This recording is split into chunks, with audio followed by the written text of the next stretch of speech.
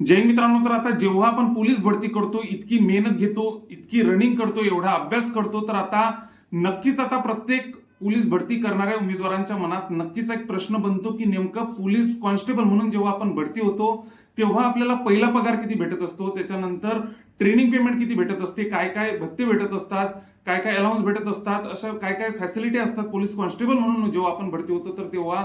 तर आता या विषयाबद्दल बऱ्यापैकी मुलांना माहिती नसते, तर त्या विषयावर आपण सविस्तरपणे बोलणार आहे, त्यामुळे व्हिडिओ स्किप करू नका.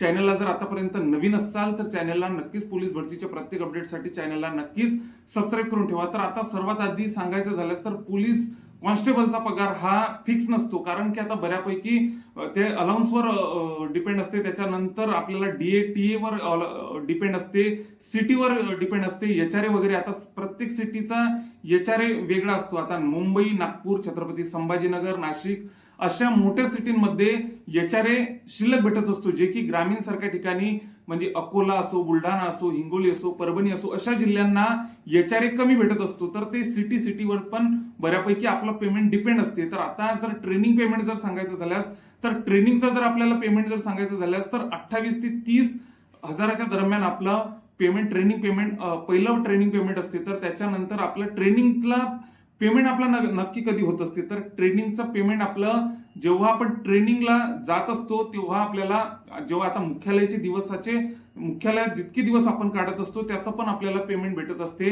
त्याच्यानंतर आपण जेव्हा ट्रेनिंगला जात असतो तेव्हा 2 ते 3 महिन्यानंतर आपल्याला ट्रेनिंग 2 ते 3 महिने जेव्हा आपल्याला उलटून जातात ट्रेनिंगमध्ये तेव्हा आपल्याला ट्रेनिंग पेमेंट भेटत असते. तर ट्रेनिंगचं पहिलं पेमेंट 28 ते 30 हजारांच्या दरम्यान आपलं ट्रेनिंगचं पेमेंट असते. त्याच्यानंतर आपण जेव्हा 9 महिन्याची खडतर ट्रेनिंग करून येत असतो त्याच्यानंतर आपल्याला पगार किती भेटत असतो, तर तो एचआरए वर डिपेंड असतो. प्रत्येक सिटीमध्ये एचआरए कशा प्रकारे भेटत असतो. आता नागपूर सारखी सिटी, मुंबई सारखी सिटी, छत्रपती संभाजीनगर सारखी सिटी अशा मोठ्या सिट्यांमध्ये एचआरए वगैरे भरपूर प्रमाणात असते कंपॅरिझन मध्ये, कम्पेअर बाय आपल्या ग्रामीण सारख्या सिट्यांमध्ये. तर आता जर आपण परभणी, हिंगोली, आपला अकोला, वाशिम, बुलढाणा अशा ग्रामीण सारख्या ठिकाणांमध्ये आपल्याला एचआरए वगैरे कमी येत असतो कंपॅरिझन मध्ये, म्हणजे आता मुंबई सारख्या सिटीच्या, नागपूर सारख्या सिटीच्या. तर आता तरीही आपल्याला 33 ते 34 जेव्हा आपण ट्रेनिंग करून येत असतो तेव्हा आपल्याला 33-34 एचआरए लागू झाल्यानंतर आपल्याला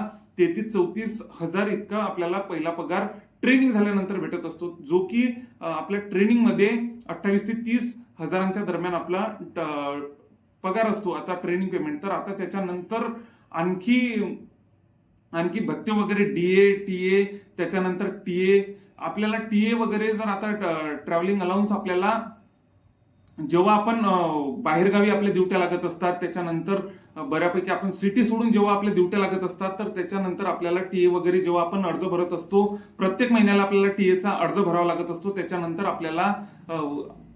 आपल्याला टीए वगैरे भेटत असते. संबंधित सिटीला कशा प्रकारे भेटत असते त्याच्यावर, सिटीवरती पण हे डिपेंड आहे टीए वगैरे कशा प्रकारे भेटत असते. त्याच्यानंतर अशा प्रकारे आपल्याला ट्रेनिंगचा पेमेंट, त्याच्यासोबत ट्रेनिंग झाल्यानंतर अशा प्रकारे आपल्याला पेमेंट पडत असतो. आता समोर आणखी पोलीस भरतीबद्दलच्या असो की पोलीस खात्याबद्दलच्या ज्या काही तुम्हाला अपडेट, म्हणजे कोणत्या विषयावर मी व्हिडिओ बनवला पाहिजे त्याच्यानंतर नक्कीच तुम्ही मला कमेंट करा. मी नक्कीच त्या विषयावर आपण नक्कीच प्रॉपर व्हिडिओ बनवू. जय हिंद.